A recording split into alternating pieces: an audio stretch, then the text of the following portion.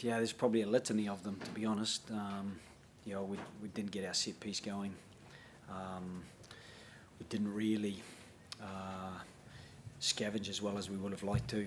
I think we fell off 34 tackles, 21 in the first half. I thought the first quarter, there's a little bit of positive in that. I think it was tight in that first quarter. Obviously, when we led 10-8, there was a bit of promise there, but very disappointing. Probably just that try just before half-time, or not long before half-time, when Connor was down and they worked the overlap against 14 men. We've got to be able to defend with 14 men, and I certainly would never use that as an excuse, but they did quite well there. And just to go into the shed at half-time, 22-10, there's a big difference to 15-10, because you kind of 2 scores away then, and I think we were underdone. We were a bit heavy-legged, and it doesn't have to be too much of a margin between two teams, 2 individuals, 1v1, for one to be a bit sluggish and the other one to be on top of their game. And certainly for some of their guys, I thought they've had two games. This is their 3rd game, and they looked sharper than we were. You say you're always worried about every performance. Would that worry you a little bit more, or is the stuff decided there reassuring knowing the guys' conditions? Yeah, I know we can get better than that. I know we have to, and I think the players will take responsibility for making sure that they do everything they can to turn it around next week, and then build forward the week after that, because what really matters is in 4 weeks' time. We've got to go out and be as competitive and as accurate as we can be against Scotland. They had a 30-point margin against them last week, and they turned it round to win today. So it's a little bit what happens at this time of the year in the lead up to a World Cup. You do get some disproportionate scores, but we still have to accept that we weren't nearly good enough today, and we've got to be a lot better next time we're out. What's the latest on Cian, he sprained his ankle. He has had an X-ray, and that's clear. So we're hopeful. He walked from the pitch, so we're hopeful that he'll be okay. With Connor, he passed his HIA. We had a bit of a breakdown in our communications, and he wasn't actually meant to go back out before half-time. So at half-time we took him off. We were only planning to give him maybe 45, 50 minutes and give Luke another decent run. It's one of the things at this time of the year, leading into World Cup, that you are trying to mix and match and give different amounts of time to different players to let them put their best foot forward, and also to try to build a little bit of continuity for some of those guys who haven't had as much time in the team over recent years. Joe, after the Six Nations defeat in England, the guys were talking about feeling maybe like they were bullied then and trying not to let that be the theme. Was it a repeat of that today?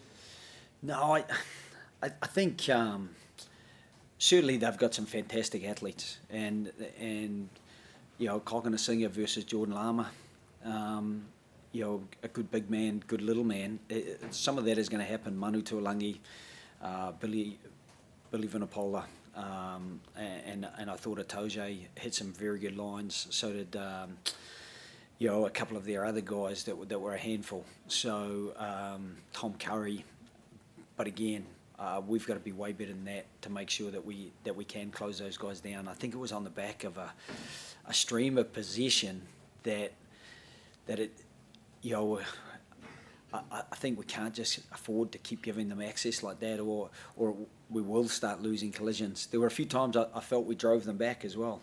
Billy got stopped dead a few times. We drove them back, and George Ford was forced to kick it, and unfortunately, when he did put it into the corner, we lost the line out, and they scored anyway. So that was a frustration for us. It was as I said at the start, a litany of uncharacteristic inaccuracies from us that contributed to our own downfall, along with an England team that's probably further down the road than we are, and is very, very good. Rory, can you explain the malfunction Um, Look, I think it's incredibly frustrating whenever your set piece doesn't go the way you planned. But there's a big difference between training and you try to put as much pressure on as you can in training, and then you come up against a line-out defence that is one of the best in the world, and we won the first one, went well, and then they competed in the second, and I think we just sort of got within ourselves a little bit, and everyone got a little bit nervous, and they just kept coming after us there, and like, there's no doubt that it affected our game, and we got to look at why it affected our game. We got to look about how we can be better.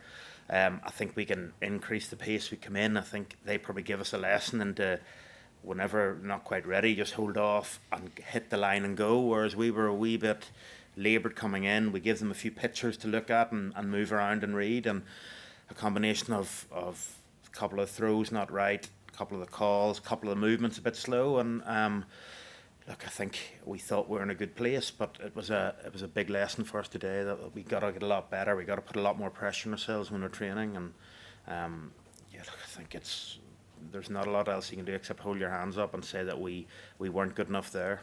Is it fixable? Because obviously it's the starting point for so much. Like it wasn't one scrum for Ireland in the first half.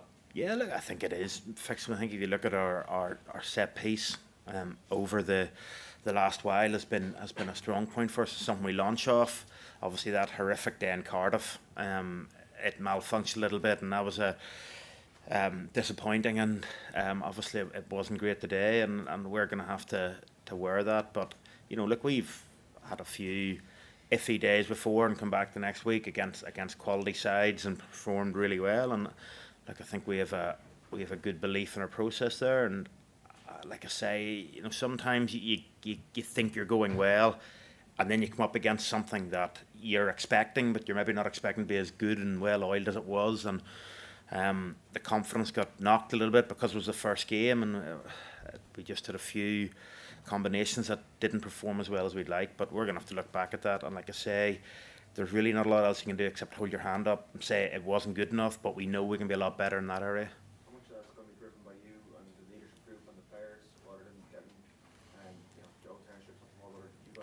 Yeah, I think we got to put more pressure on ourselves in training. I think that sometimes it is, you think you're in a good place now. Look, I think we said it in some of the press that everyone feels they're in a good spot now because you've come off a pre-season, it's running, you're training against each other. When you put pressure on yourself, but nothing's quite like the pressure when you get into a game, and you can either go confirms that yeah you're in a really good spot, or else it goes, oh shit, right, we're not quite where we want to be.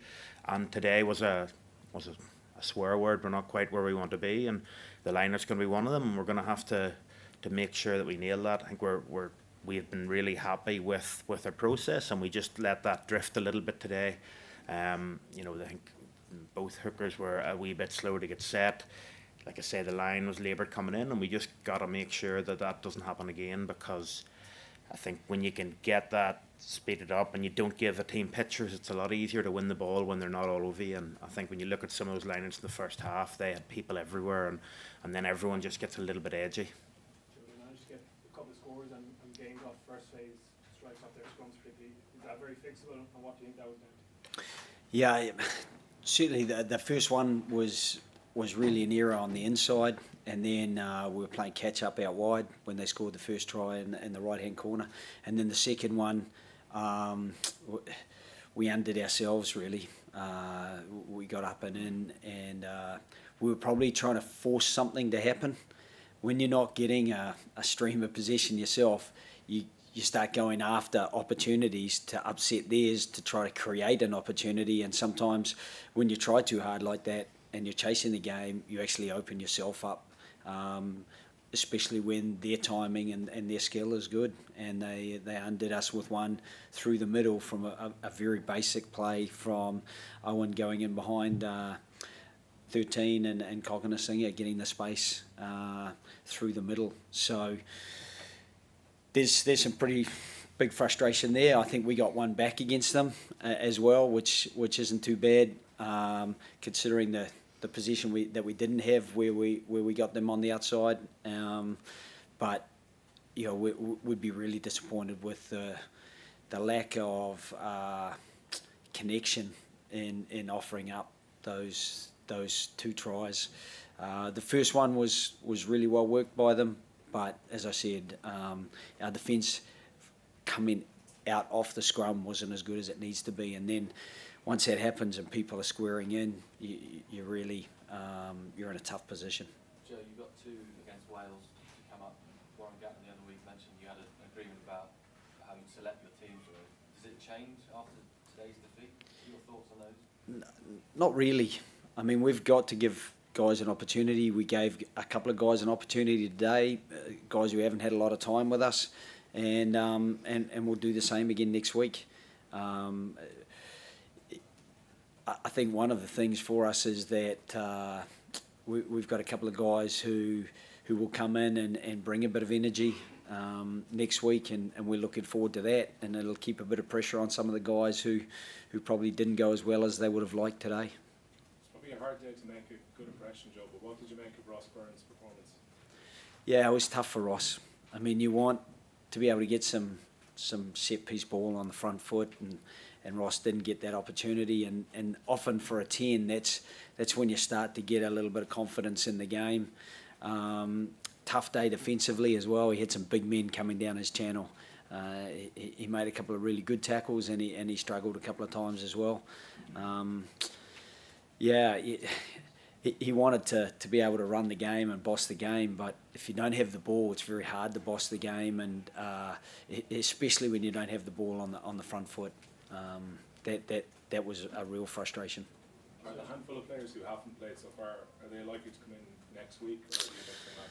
Yeah, I think we will bring a few in for next week for sure, and then there are probably 1 or 2 that we might bring in again for the final weekend. So we have a little bit of a plan.